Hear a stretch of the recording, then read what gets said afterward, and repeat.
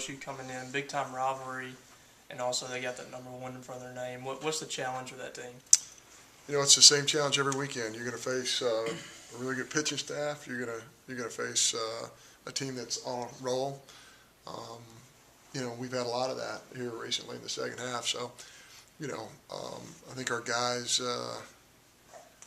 again, I think they want to prepare as best they can, and they want to play well against a very good opponent.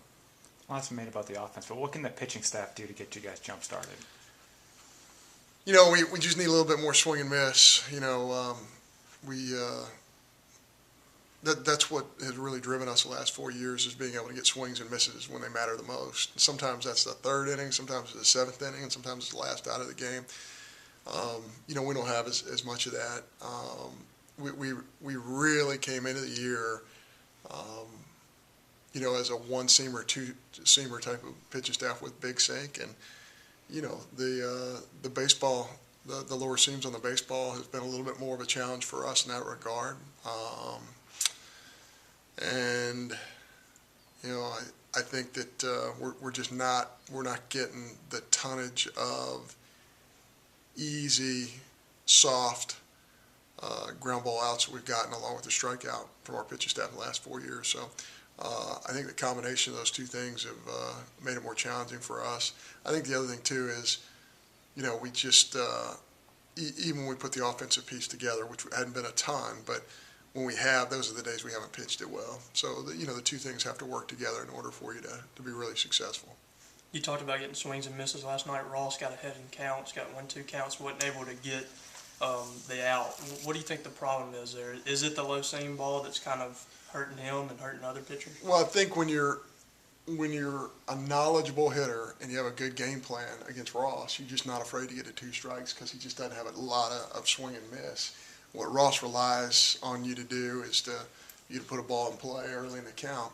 So if you're not afraid to get to 2 strikes because the guy doesn't have the put away, then you're going to be more likely to take a ton of pitches. And the deeper you get into a count, the more successful a hitter usually is. So yeah, and I do think the smaller seams have hurt Ross a little bit. But you know what? That's not an excuse. Everybody has to pitch with that. Every single ball guy in the country has had to deal with that a little bit, but that was kind of who we are, and that was instituted essentially overnight. So you got to deal with those things. The bat went away from us several years ago, and I thought we adjusted really well to that. I thought the nature of our club did, but the seams on the ball has been a little bit more of a challenge for us. But we still, you got to overcome those things, and you got to find a way to make it work for your club.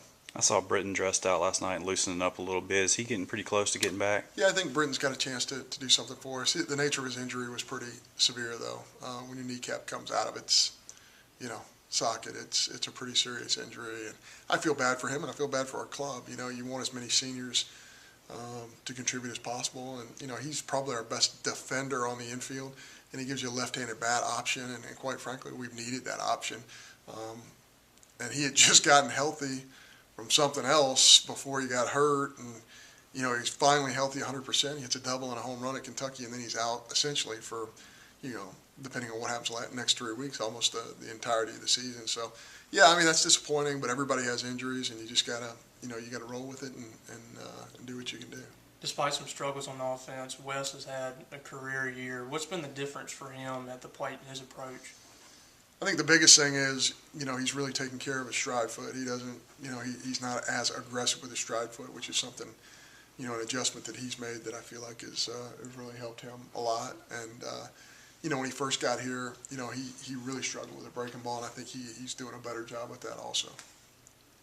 Luke Reynolds said he was really frustrated with the way he started the year, but now he's got 7 hits in 2 games. He feels like he's come a long way. You see that too? Yeah, he's really simplified. I think he's a young man who put a ton of pressure on himself, and we've had many video meetings to where, we're looking at swings from his past, we're looking at swings from now, and, I guess my very simple message to him is I just want the guy that we recruited from Hines Community College. I don't want any more, I don't want any less. I just want that guy. He had a very simple path to the baseball a year ago. He helped his team almost win a national championship in junior college, and I think he's close to being there. I think he's just simplified things as a really easy short path to the ball. And I think if he does, I think he can get as many hits as anybody who's ever played at Mississippi State. But, when you start trying to change things because you think you're at a higher level, ultimately, most of the time, it's going to really hurt you. So I have a ton of confidence in Luke because I think he's a very gifted hitter. And, this is a good time for him to be swinging it well. By using Tatum last night, is that kind of signal that you've settled on what your rotation will now be?